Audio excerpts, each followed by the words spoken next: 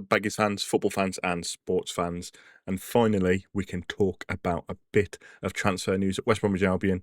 We have signed a goalkeeper, Max O'Leary, on a season-long loan with a view to permanent, I believe, from Bristol City. So I'm going to break it down a little bit in this video, let you know my thoughts on it. I'd love to hear what you guys think about the signing in the comment section down below. Let's smash that subscribe button as well, because we are really super close now to 1,000 subscribers. So hit that subscribe button, leave a like on this video. Let's aim for 20 likes on the video, and of course don't forget to leave a comment and let me know your thoughts. I'm really nervous, obviously, because in a few hours after this video goes live, we'll be doing the match along for Derby. So whether Max O'Leary can start for that, nothing's really been said as of yet. Was it the paperwork done in time? I don't know. If it was, will he jump straight in? He's been training with the club today, so I'm assuming it's good to go, and he possibly will be jumping in.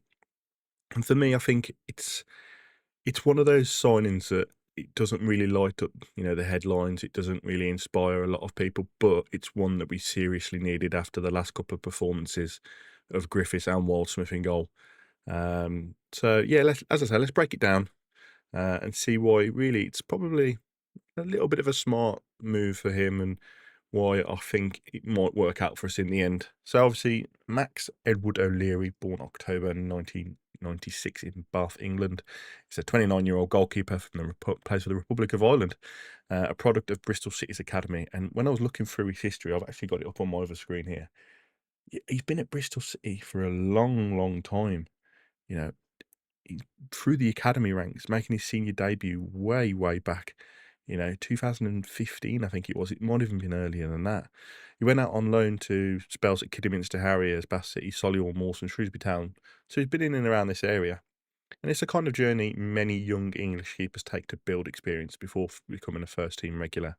And for Bristol City, he grew into a consistent championship starter over several seasons, racking up well over 150 appearances in the second tier and earning a reputation as a reliable, composed presence in goal. His stats include just under 40 clean sheets. I think he's got, so looking at me build, he's got 38 clean sheets in 157 appearances. Now, for me, okay, clean sheets isn't the biggest thing. He didn't keep that very many.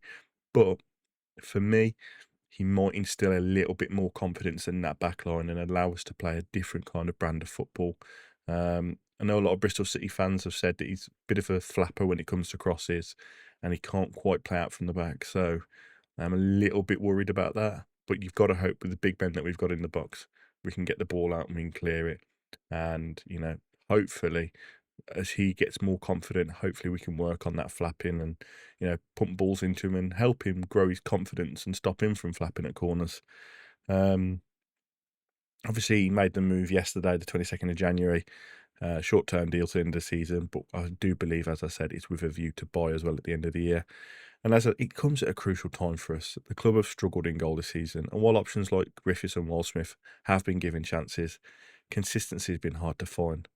And yet, we've reported that we beat off QPR, Blackburn, and ironically Derby to secure O'Leary. So it just shows how much we really did want him. And I'm hoping it's not one of these, data-driven signings. I'm hoping the manager's had a look at what he can, get in and gone, let's get him in, let's bring him in. And as I say, the 6-month deal made perfect sense for both sides. Low risk for the Albion, fresh opportunity for him to stake a claim as a regular starter. Now, I've seen online, obviously, a lot of people are saying, is it the right move for us? And a lot of people have done like a compilation of his errors over 2 minutes, and I think it's just silly to write somebody off before he even plays a game for us. You could do that with any keeper. You could do it with world-class keepers. You could make compilations of Neuer, Casillas, when he was playing Buffon. They all made silly mistakes. It's part of being a goalkeeper. You're really the last line of defence and you get picked out on faults. You can do it on any keeper, so I wouldn't worry too much about that. He's a consistent championship level goalkeeper and somebody really that hope we help grow Griffiths into a more confident keeper, because really he is the long term for the club, Josh Griffiths. So I'm hoping, he comes in, instills a bit of confidence in that back line and helps Griffiths grow, and maybe we ship Wildsmith out somewhere and get a bit of money back in for that as well, which would be nice to see. It is important because we are facing a bit of a defensive crisis. Obviously, we lost 5-0 at home to Norwich, and questions have been asked about our solidarity at the back. And the goalkeeper position has been one of the biggest talking points, even during the summer, with fans and pundits agreeing it needed strengthening. And again, a lot of us in the summer said we can't go into the season with just Griffiths and Waldsmith because eventually it's going to cost us, and it is costing us at the moment. So with O'Leary, he brings that championship know-how, game management and experience with dealing with pressure, all traits that a club battling in the league needs, and we need it because we are in a real battle at the moment. You know, his ability to play out from the back has been questioned a fair few times. So I'm hoping they're going to work on that, or maybe, Ramsay's going to change his style about that playing out from the back, and we're going to see, a different style developed at the Albion. Who knows? Um, it's the first signing for Ramsay and a clear statement the club are not going to wait until summer to start solving problems. I'm hoping we bring in a couple more loan signings towards the end of the winter transfer window, because we do still need strengthening. So we need a couple of wing backs. Midfielder would be lovely as well. So I'm hoping the club isn't just going, well, we've done one signing, that's it for the winter. Thank you very much. But so that's unpack his strengths. And a lot of Bristol City fans have said his shot stopping ability is up there. He's a very good shot stopper. But this is kind of where it kind of lacks for him now. His command of box distribution, and he's almost thoughtfulness behind goalkeeping. As I saw in that compilation, and I said, don't read into it. He's come charging out trying to get the ball again.